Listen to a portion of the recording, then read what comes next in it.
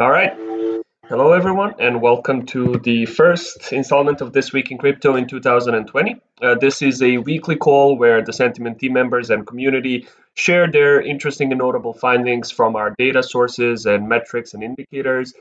We will be going over some interesting chart setups, some notable findings from our data sets, and just generally talk about what's going on with the crypto market and the crypto industry over the last week or so. Well, since the start of the year, really, because we haven't had a call last week. So as usual, I'm just going to start with Brian. Brian, if you want to share your screen and kind of share your thoughts on what's been going on recently with crypto, and we'll go from there.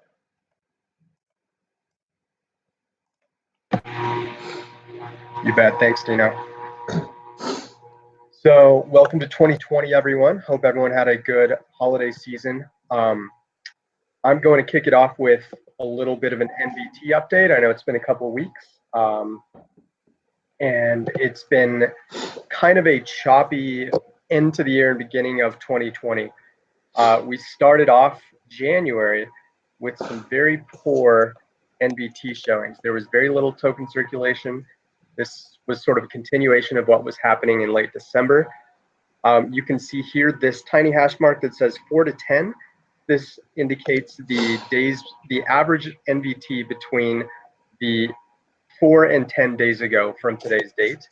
It was very, very high, off the charts, and we don't want that. We want to see low token circulation in order for Bitcoin or any other token to be able to push up and get a justified price compared to its market cap. So that was poor. However, over the last few days, beginning with the day that Trump was tweeting about Iran, and there was a lot of speculation that Bitcoin was rising thanks to some political turmoil, we started to see a lot of token circulation. We saw Bitcoin rise to about 8450.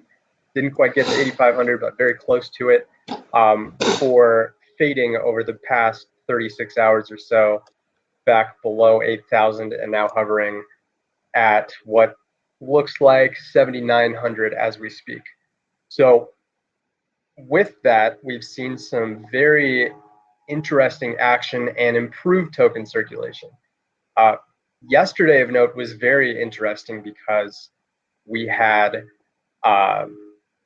basically a flat day. It was hovering around 77 to 78 for most of the day and didn't rise above 8K. However, we had a bullish spike on the token circulation. It's a little tough to see with the amount of lines overlapping here, but this blue trend line is our lowest of the 4 trend lines. There's also a red, yellow, and green up here very subtly. And the 1 day actually fell below all 4 trend lines, which is the first time I've seen that happen in quite a few months. There are occasional outliers, and this could very well be one of them. But what I'll be looking for are some more sustained NVT days that are in the 80 to 120 range, as we've seen over the past 3 days or so. If we see that, you'll notice this red bar will start to come down. Right now, it's still the highest month of any NVTs we've seen, so it's going to need to improve in order for me or most of our team to be convinced that this is bullish.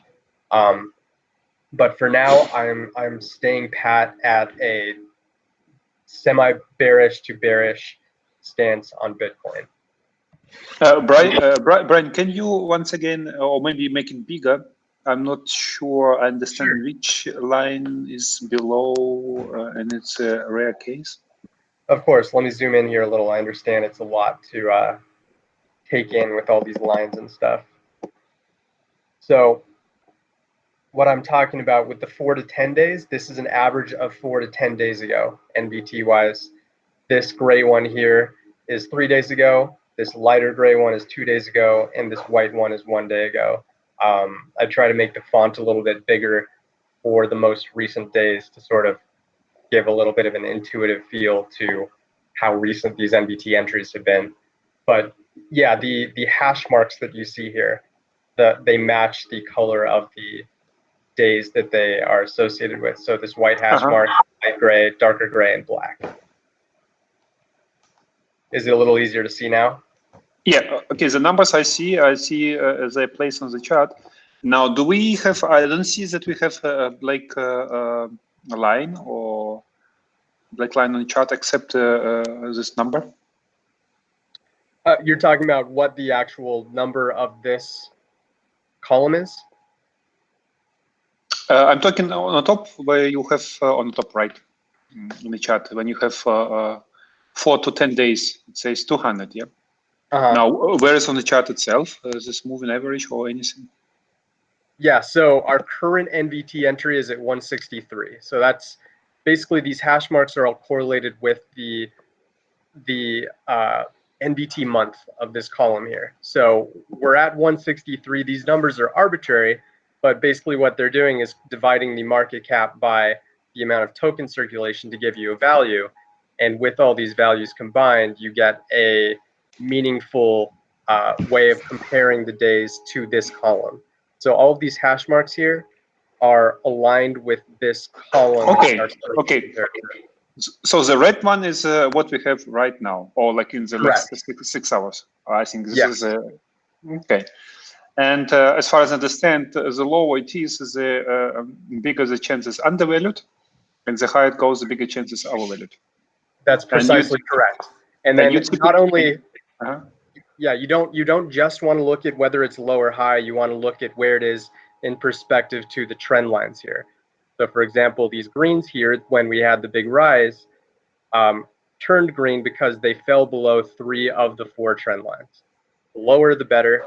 And if it's above the trend lines, that tends to be a sign that we are not getting enough token circulation compared to market cap. So right now, these 3 hash marks are starting to fall below 3 of the 4 trend lines here, just like we had back in April, May, and June. However, we need to see it on a more long-term, consistent basis, because 3 days is not going to be enough to justify a turning point in Bitcoin. Does that make sense?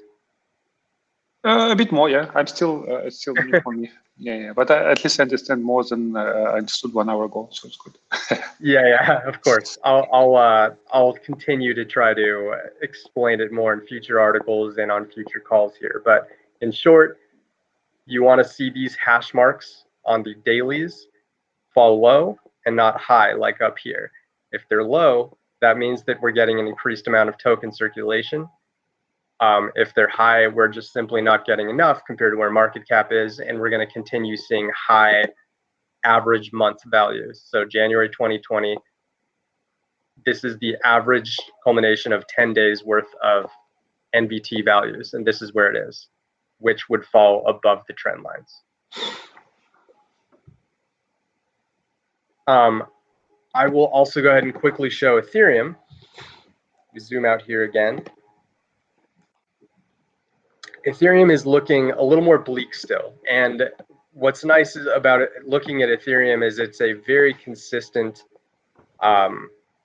indication of what NVT is foreshadowing for the price. And we have very consistent results here, where if it's bearish, it tends to be red almost always. If it's bullish, it tends to be green almost always. So what we see now is continued very high values, meaning there is not a lot of token circulation, not a lot of unique addresses exchanging the tokens at this time. And it's basically going to live and die with what Bitcoin's doing right now. Doesn't seem to be showing signs of being able to break out and have independent high days that are disconnected from Bitcoin's price, like we're seeing with Dash and Bitcoin Cash right now, and a few others that have been having some mini surges. So Ethereum is kind of a representation of most altcoins right now. I wouldn't be too heavily in alts. If you are, just proceed with caution and understand the individual projects well and what they're doing. Any other questions about what's going on with NVT before I move on? Actually, I wanted to suggest that we go over, however so briefly, Peter Sick's article or an addendum to our NVT ratio. So one of our community members wrote an article where he essentially did a back test on this specific template or chart. So he used an NVT ratio to, I think he selected maybe 20 projects, if I'm not mistaken, and he kind of traded them and compared to benchmarks of hodling Bitcoin and several different benchmarks, and it seems to be working very effectively so far. So if you want to just kind of go over quickly over his findings, that would be cool. Yeah, he did about 50 assets actually, all from this list here. And what he essentially did was actually use the NVT weighted portfolio, which means he's trading based on what these NVTs of all of them are together, um, and sold out when NVTs looked poor, bought in when NVTs looked high, and he actually compared them. There was a graph that shows, yeah, here we go. So this would be equal weighted portfolio versus NVT weighted portfolio. And he's basically making big buys, like you see right here, when the NVT is showing signs of bullishness, to basically take advantage of what looks like is going to be an upswing. So what would be a normal upswing if you are equally weighted with many different coins and not constantly buying and selling based on NVT? You would just have a small upswing here versus a very large upswing here. He did the same thing, really took advantage of the tokens that had bullish looking NVTs here to get a very high return here. So how does he essentially, define bullishness based on NVT? Is it the same like you are doing, or is it a slightly different approach he's using? I know it was independent from my template, but I don't know off the top of my head. I'd need to study that, and maybe I could give an update next week if you guys would be okay with that. Just so I could, I want to talk to him more. Well, actually, so I'm open to invite him to the talk so that he hear what he the way he sees. Yeah, that would be great. I think like he would be able to explain it better than anyone. And I don't want to yes. falsely represent his study here. So would I be actually possible? invited him. I actually invited Petersik on this call, but yeah, he didn't reply to me. So maybe he's not aware of the schedule of these calls. yeah, we'll talk to him ahead of time and try to coordinate it and give him some time to really explain in more detail than I can about how he came to some of those results he did. I know it's extremely well done, and the back tests are they really speak for themselves here. So I'm excited to hear more straight from him. Yeah, for sure. If you scroll all the way down, he also has a chart where he basically showcases the results of his backtest versus hodling Bitcoin. So you can see Right. basically the main difference being somewhere around late October, where the NVT strategy really gets going. I'm not exactly sure what was sort of the tipping point there, because it seems to be very, vertical in that sense. Like there's a singular event that really tips it over the edge. But whatever the case is, I think it's about 100% better in terms of returns at the end of the year compared to just hodling Bitcoin if you use his NVT weighted strategy. Yeah, and I also, I don't know if he mentioned in his article, I checked briefly when I looked at it when he released it last week, but I don't know if he mentioned whether he used token circulation or regular transaction volume, because if I look at mine, during that same time frame of late October, we weren't really seeing anything special. We were seeing pretty low token circulation. We had that one monumental day, I remember, in October, where it went above 10,000 out of the blue after being in the 7,000 range. So perhaps he saw something approaching those days and took full advantage, because everyone gained money at this time, but he basically doubled or tripled down here based on what the NVT weight was. So my guess is that some of the other altcoins were showing a lot of heavy token circulation in mid to late October, and his model indicated that it was a buy opportunity. Yeah. So we'll reach out to Peter Sick again, and yeah, I agree. It's probably best if he can actually explain his reasoning and backtest next week during the call. Yeah, I'm looking forward to hearing from him, and we'll coordinate that with him so everyone can tune in and hear what he did. Cool, guys. I'm also going to quickly look at the daily active address divergence. I've gone over this in a couple meetings at the end of last year, but this is essentially showing what the anytime there is a significant difference between what price is doing versus the amount of daily active addresses that are being created. So right now we have it programmed to what I calculated would be an ideal threshold to give us the best backtest results. This is Bitcoin's backtest results. Basically, the two you want to look at are these two rows, and it shows the amount of positive days when you're in the green, percentage-wise, versus the amount of positive days when you're in the red. So if you're in the green, 58% of the time, Bitcoin's going to go up on a single day. If you're in the red, 48% of the time, it'll go up in a single day. More importantly, the average return day when it's in the green is about 0.45% per day versus negative 0.38% per day. So that, to me, this is sort of a back test I was doing here to get the ideal number that would actually fire off a signal that it exceeded that threshold, basically. So any spike you see on this chart here, this means it's exceeded that threshold based on the optimal value that's going to show the biggest difference between the buy side and the sell side. And what we see here, I'll go back to this because this is when we first started seeing a cluster of buy signals that fired off toward the end of 2018. As the price was approaching 4K and actually 3,500 or so, that's when we started seeing a divergence of many more daily active addresses being created compared to what the price was showing. So it was basically showing here that it was oversold, and these would be buy signals telling our users it's time to load up because there are way more active addresses being created than what the price suppression is justifying.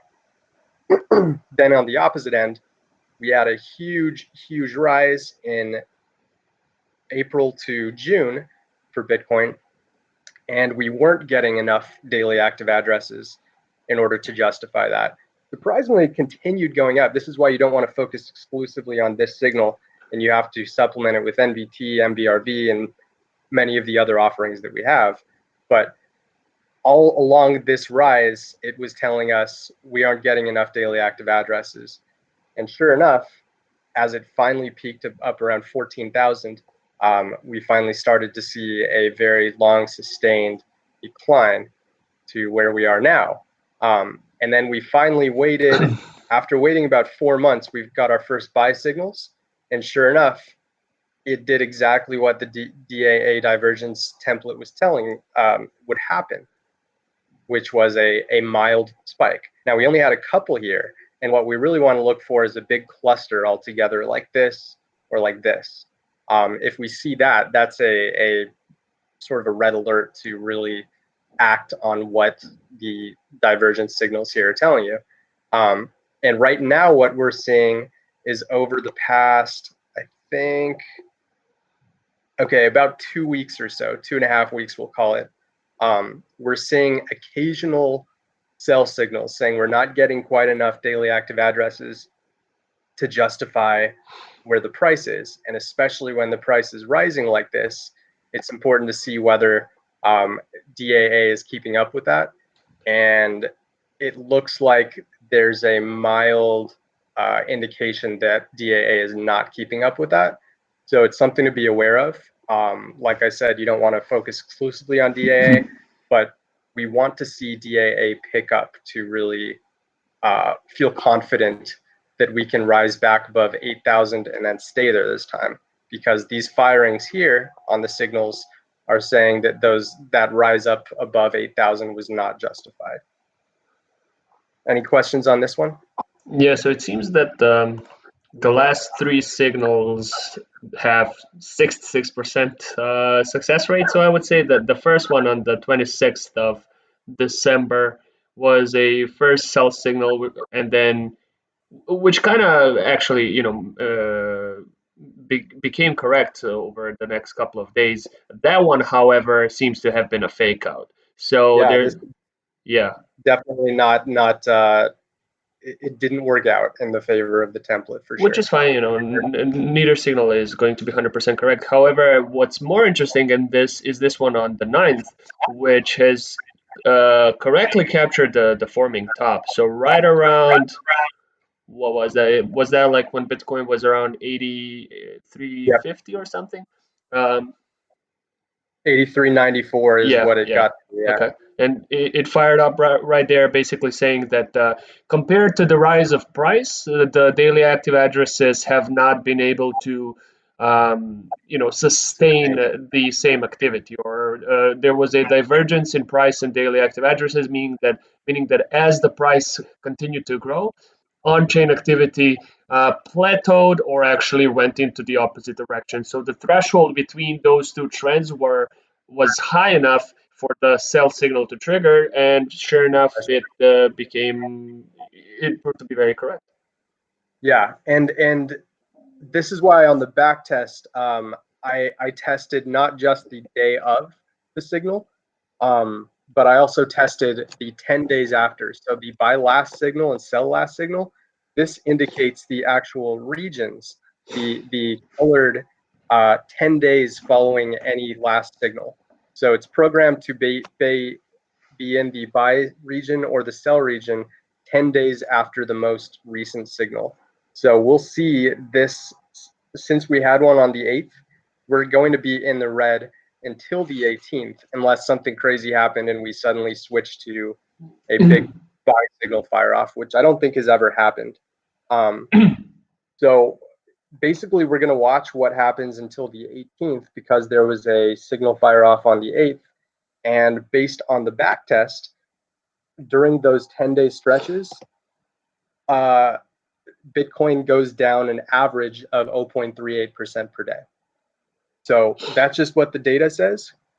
We will wait and see whether it plays out in that direction or not. But I try to be objective with this kind of stuff, and my thinking is that we're probably going to see a slight decline unless transaction volume and daily active addresses and token circulation all start to pick up.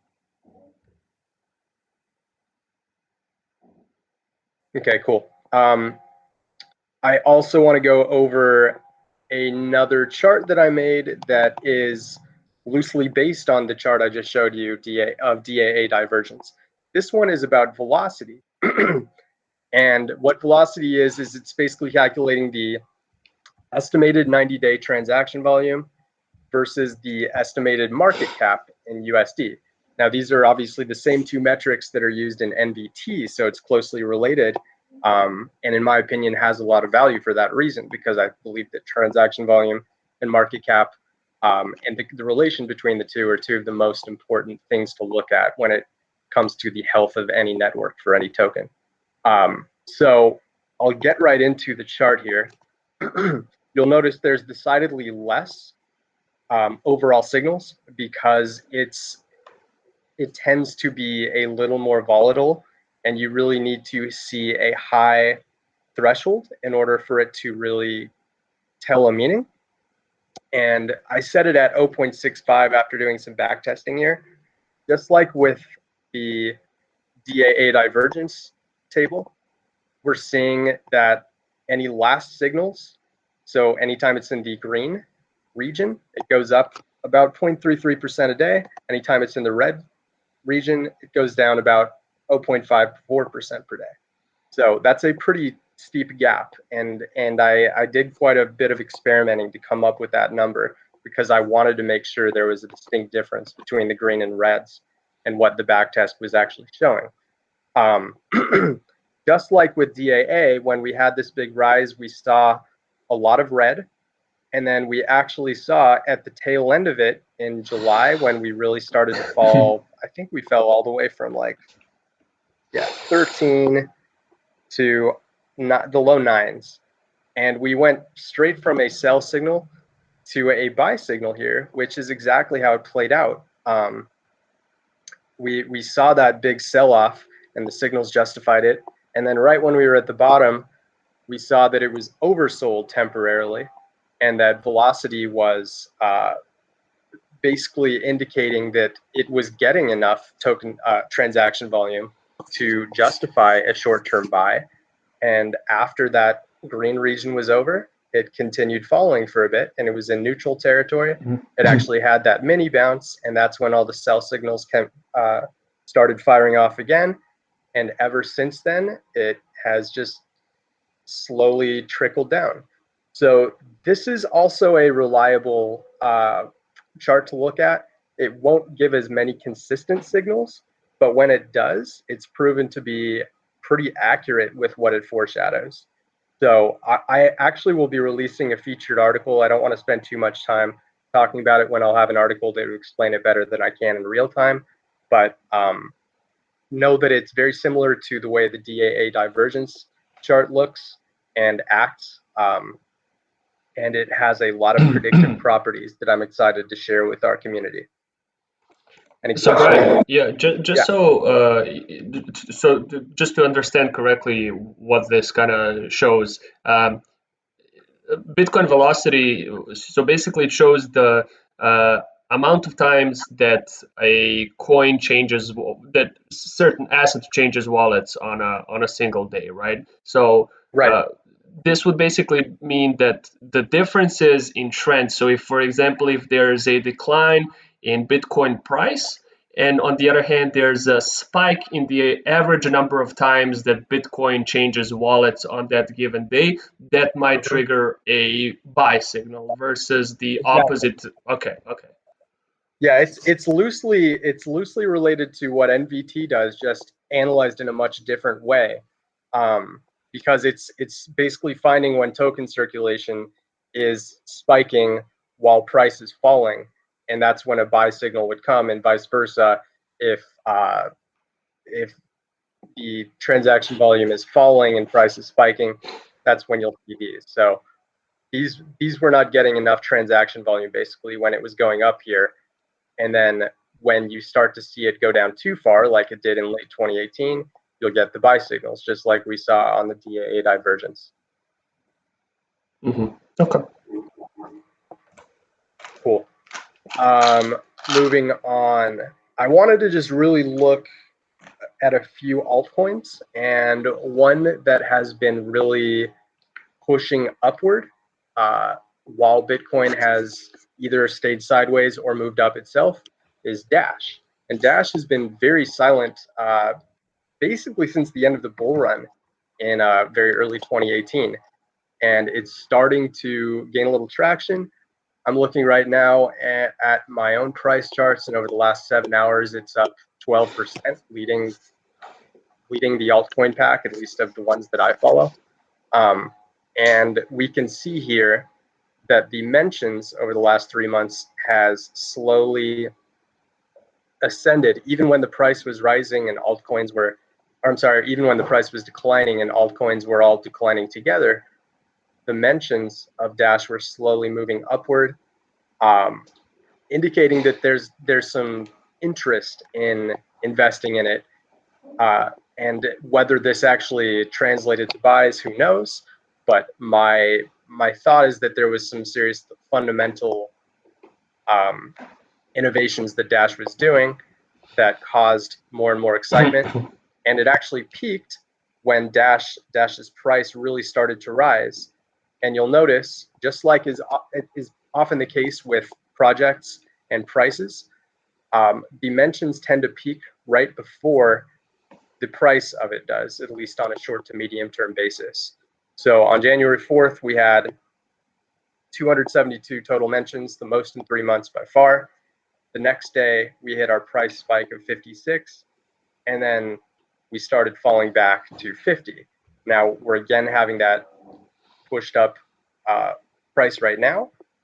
This is our latest day, so we're not going to know what it's doing until the end. But what Dash is doing right now is having a bit of a mini bounce, and we'll see if it actually gets a higher high from the 5670 that it hit on the 5th. If it does, it might have some sustained ability to continue upward, but if it stays lower, it probably is going to fall back to the pack of the rest of the altcoins. Can you just, since you already kind of mentioned that you thought that Dash might be up to something in terms of feature releases, or can you look quickly at their development activity over the same period? Yeah, good idea.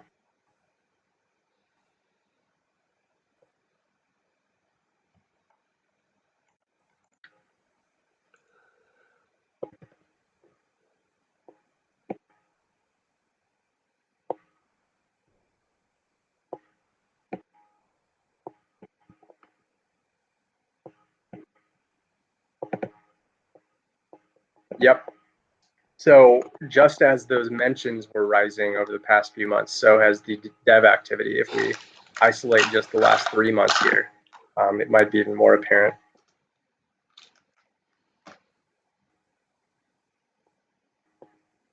November today. Yeah, so ignore this drop off here because this isn't a completed day, but if you just look at the overall trend, we were clearly seeing more and more development activity coming from the Dash team. And this very well could have foreshadowed the price rise that we finally started to see right at the beginning of the year. And what about, by the way, all of these dips? It's like I'm like 90% sure that they're just the weekends. This is what we see on 100% of the development activity charts. These interim dips. Can we also just quickly, while we're on this topic, see what the sentiment towards Dash is on our sentiment charts? So grabs that sentiment on that/social, and let's see if the crowd is kind of moving more bullish in general towards Dash as well.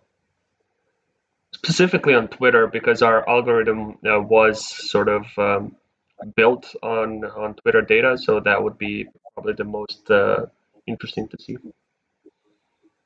I can share mine. Weird, because I am logged in. It might just be a cache issue. Okay. Yeah, maybe just share on yours. I'll include my segment here because I've talked for long enough. But yeah, let's continue on your end. Okay, let's see. Everyone can see my screen? Not yet. Okay, let's. How about now? Yeah? Thumbs up. All right. Let's take a look.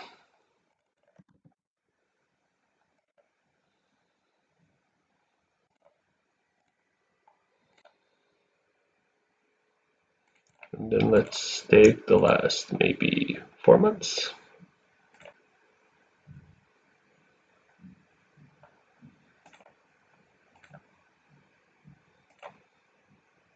Okay, so what we're most interested in, as soon as these guys load, are these two charts. So this one basically shows, based on our custom algorithm, it shows the difference between positive and negative sentiment related to Dash on, in this case, Twitter, although we have a variety of different channels that you can filter through. So this one simply shows the difference between positive and negative messages, and we can see that in general, since the start of the year, yeah, there's definitely been a rise in bullish sentiment or positive sentiment towards Dash in general, as the price has kind of started to ascend, and it's actually the big spike in bullish sentiment preceded the price rise, which is interesting. This one might be a bit more accurate though, because this chart doesn't just show the sentiment, the balance between positive and negative messages, but it also adjusts it for the amount of social volume overall. So it's not the same whether there was a huge amount of positive sentiment but not that much chatter overall. this chart adjusts or weighs the results based on actually how much volume and amount of talk there is for Dash. And we can see even still that over the last 4 months, other than this drop off here, which actually had a pretty predominant bullish sentiment for Dash users among Dash fans, yeah, there's been a sort of a resolute incline in bullish sentiment towards Dash. Now, how much or how long this is going to continue remains to be seen. But as Brian mentioned, usually when we see these sort of peaks in social volume as well as social sentiment, that can very often indicate a price correction pretty soon, or an impending price correction, so to speak. You know? Yes. Why have you selected Twitter as the source? So because our social sentiment algorithm is trained on Twitter, so Twitter is usually the most accurate, at least from my own experience in showing the actual sentiment of the crowd. But we can definitely go over other. No, I can confirm. Yes, it's correct one. Yeah, we can go over other channels. There's a bunch of them here. That, like, for example, let's see what the Telegram crowd is. I remember we checked it on Bitcoin and Ethereum, and Twitter made the most sense. Yeah.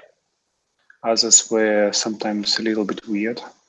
Yeah, so for example, on Telegram, we see quite the opposite image. We're seeing a drop off to negative, and actually a 4-month high negative sentiment as the price has started to rise. So yeah, it depends. As I mentioned, I think the Twitter data usually kind of shows the general sentiment of the crowd the best. But yeah, all of these channels have their own mini hive minds and group things, so this could very well be equally valuable and equally accurate, just a different sort of crowd emotions around Dash.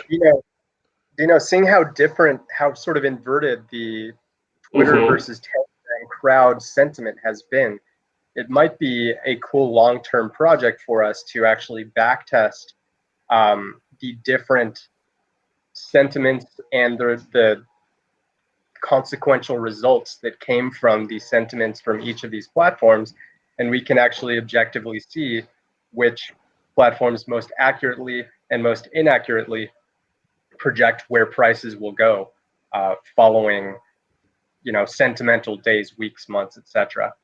Yeah, for sure. Especially, I think on Bitcoins like BTC and ETH, backtesting all of the different channels that we're tracking and how successful they are, so to speak, in terms of sentiment predicting the price action, is something that I think Jan is. We've already talked to Jan at least in initial stages, so something to think about for the future. And I actually wanted to show. So going back to Twitter and going back to Bitcoin.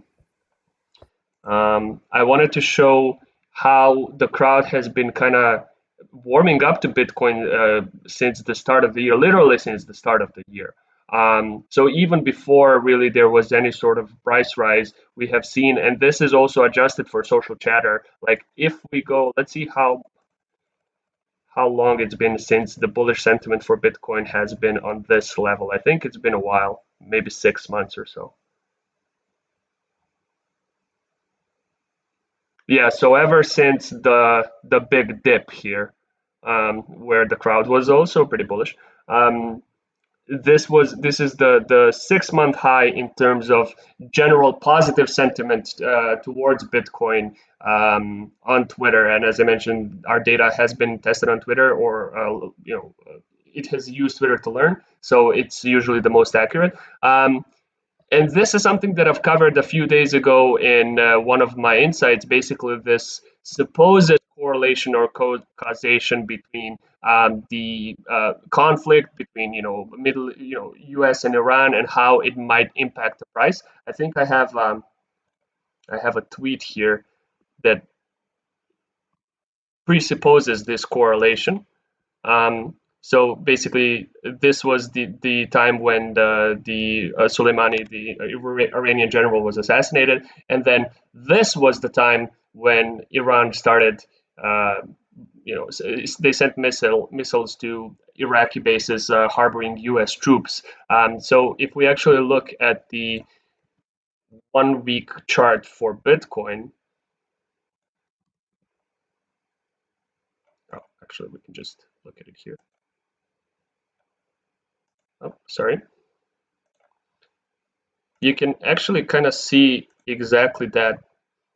This is the moment in time when Iran sent those missiles over, and then this dip came about a few hours after President Donald Trump sort of uh, gave a statement de-escalating the tension on the Middle East, saying that going forward there will probably be no more military strikes and they will focus on economic sanctions towards Iran. So the crowd has generally sort of a lot of them seem to think that there is definite causation between uh, these events. I'm not convinced myself, but it is worth mentioning that all this drama as well as the price increase has kind of skyrocketed the social chatter around Bitcoin to around the 6-month high as well. So let me show you.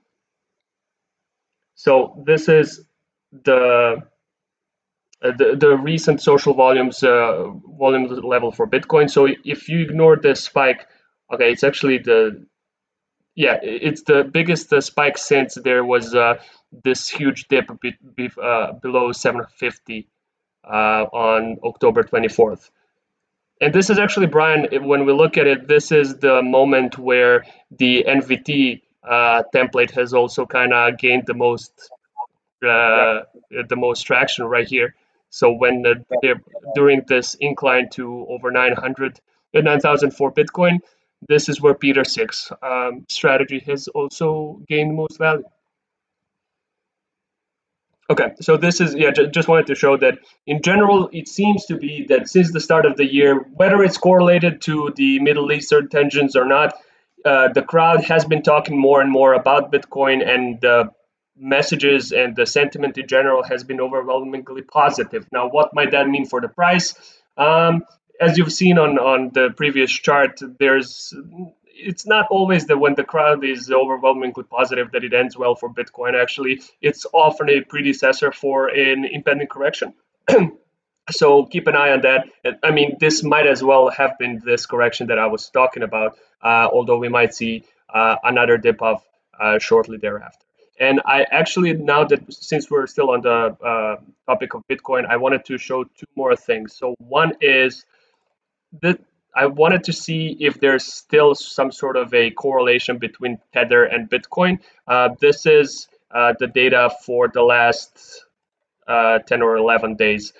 So we can see the big sort of drop and then spike happened on the January 3rd, as I mentioned, and then the dip occurred on January 8th post the Trump statement. And the on both occasions, we have seen in terms of the on-chain activity for ERC20 Tether, we have seen the biggest spikes in both daily active addresses as well as transaction volume for Tether over the last 10 days. Further sort of validating or at least giving fire to the theory that Tether on-chain activity can sometimes, if not precede, but then actually mirror the activity of the Bitcoin price. So the amount of, there's been 382,000 daily active addresses on the day that Bitcoin started rising again, correlating with the spike in Tether's daily addresses and on-chain activity. And then the drop was also correlated with the biggest 5-day spike in both daily active addresses as well as transaction volume on Tether. So I'm actually looking forward very much to the moment when we can plot the on-chain activity for Tether and other stablecoins over the price of other coins like Bitcoin, Ethereum as well, because I think, and I've mentioned this in the past, I think there's quite a strong correlation between the on-chain activity of Tether and the price of Bitcoin, as well as the on-chain activity of DAI and the price of Ethereum. So there's, stable coins and especially the most notable stable coins very often seem to correlate with the short-term price action of the Bitcoin and Ethereum in particular. So one last thing that I wanted to check for Bitcoin while we're here and while we have Val is, as usual, the update to Bitcoins and Vrv. So I've noticed that the long-short difference val for MVRV has continued to drop and is now around 7% or minus 7%. So let's actually just take a quick look.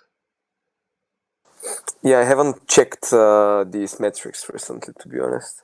So here we go for Bitcoin. The long-short difference has dipped to just below 7%, and then there's been a small bounce back, but compared to the historicals, it's still a ways away from the all-time low of around 35%.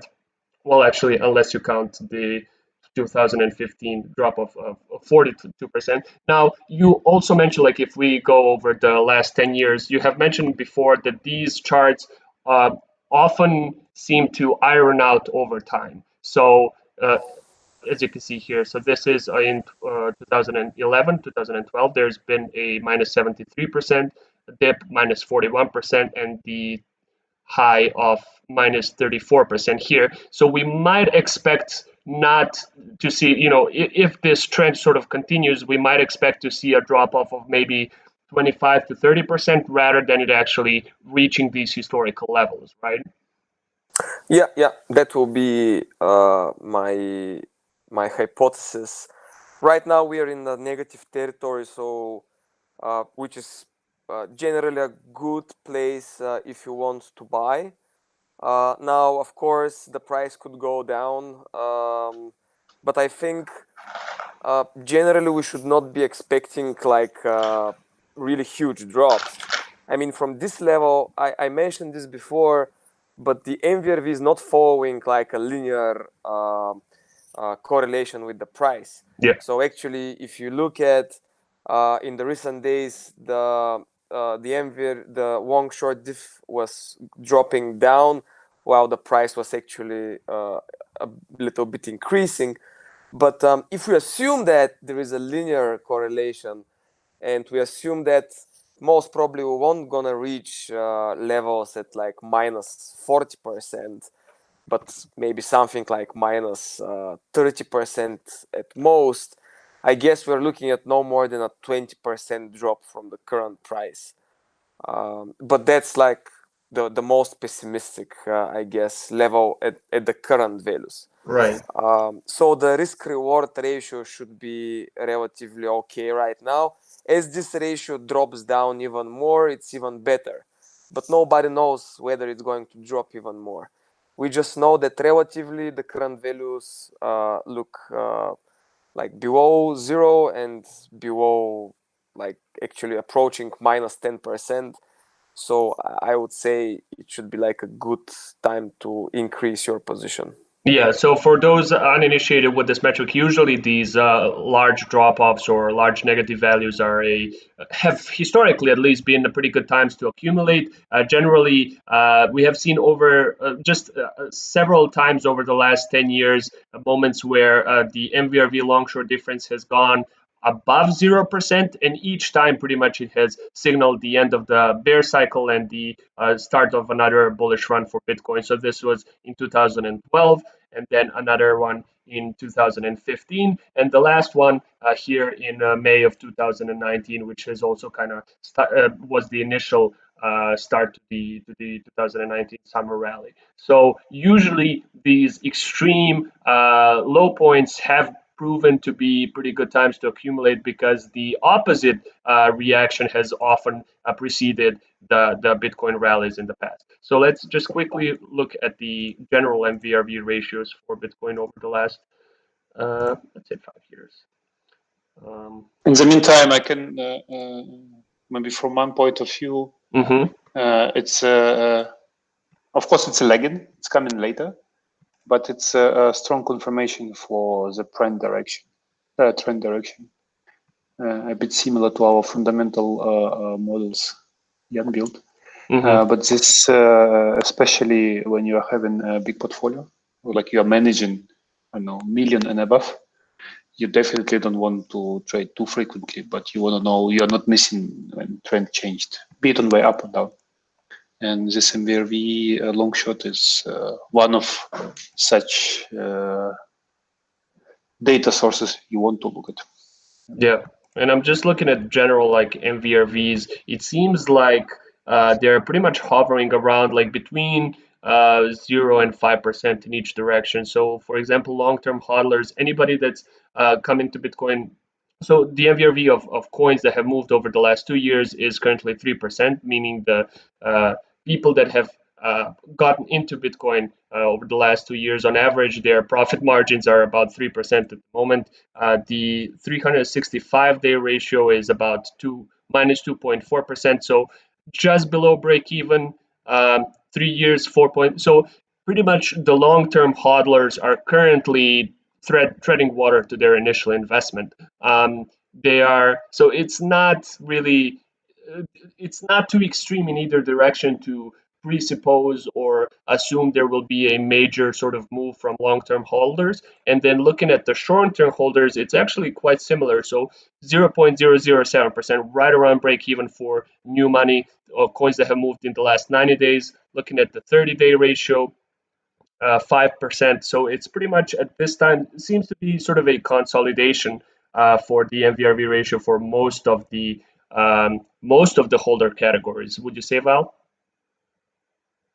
Yeah, seems like most of the players are around zero from what I see, except for the really long ranges. But these are the super long-term holders, I So let's guess. say maybe 20 years. Yeah, that's 42% still. Yeah. So if we see, let's say, like a huge price drop from here, like I guess there is a possibility that, like I guess the most interesting event is the capitulation, right? So when people are fed up and they just sell at a loss. Right now, I don't think most people will be in this situation. They'll be maybe around zero or maybe at a slight loss. But if we see a huge price drop, then we could be looking at such kind of capitulation. But also keep in mind, we are not in a position where there will be a lot of people with high profit that also decide that, okay, it's enough, I want to sell my holdings. So we are kind of in the middle. And yeah, I mean, if you see a lot of people at a very high profit, this is also very, very important, especially for tokens that are pumping very, very high. We've seen this endless amount of times when there is a very rapid pumps. So it's also something to keep in mind on. But yeah, for Bitcoin, this is not the case at the moment. Right. Yep. I'm just looking at the general metrics over the last month or so. Nothing seems to be going out of place in terms of general on-chain activity, on-chain transaction volume. Everything seems to be regular. There's no sort of expectation of large moves. Okay, one last thing that I wanted to check, and actually I wanted to talk about, and actually, Gary, if you're still on the call, you might want to help me out here a bit. So I've been looking at Ripple over the last couple of days. There's been a lot of talk about the sudden upswing for Ripple, which is usually rare for XRP. It doesn't really seem to do all that well compared to Bitcoin. I think it had minus, was it 100% or 150% for 2019 compared to Bitcoin's returns of about 85% in 2019. So Gary, you wrote an insight a few days ago about Ripple and the hate for its current upswing. You want to share a bit of what you found? If Gary's here. Yes, I'm here, but nothing except what I've written. It's very intensive negative emotions towards Ripple were in Twitterverse and Cryptoverse a few days ago. I actually have never seen so much hate towards one particular asset like for Ripple a few days ago. Mm. And looking at the on-chain metrics, though, so transaction volume levels are pretty much, they're the same as usual. However, looking at for example, daily active addresses and token age consumed, we have seen some elevated activity even before the rally. There seems to have been several quite notable spikes in token age consumed. So for those that are unaware, token age consumed basically means that, or the spikes on this graph mean that coins that have not moved for a long time or an extended period of time have started moving again. So this could have been someone in the know or a whales sort of moving into position before the rally. And since the rally, we have seen several other spikes or additional spikes in both token age consumed as well as daily active addresses. So even though there's been a since the spike and or the interim high of about $0.2, there's been a decline in Ripple's price. I wouldn't necessarily just based on chain data. I would not just yet call it done, given the fact that the daily active addresses or general on chain activity still seems to be going upward. It seems to be sustaining itself for the time being. Now, when I see the divergence between the amount of on chain activity and price, in other words, if we see, so let me turn off these trending positions for a moment. You can see there's been an additional spike in Ripple just today. Some people are saying that there's a bull flag being formed on the 4-hour chart. So if we see another spike in price of Ripple and then a decline in daily active addresses, I would be more inclined to say that this is probably a forming top. But for now, at least, it does seem that the on-chain activity is able to sustain another price move upwards. We'll see what happens over the next couple of days, but it's just in general interesting how much hate there was around the or negative sentiment there was around this spike, which usually, as Max will tell you, is a bullish indicator, right, Max? When people are Yes. talking about the coin in quite a negative fashion, and let's see what our social sentiment charts say, that can usually be a pretty good time to accumulate. Yes, this is what you are looking for. It has a simple explanation. It means most people are not buying. So you are getting to risk, but at the same time,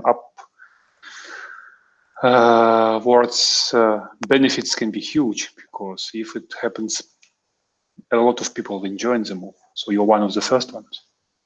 Right. Definitely, it's negative, sarcasm, panic, or reluctance of people doing commitments. This is the area where you want to buy. Yeah, And Ripple, yeah. Yeah.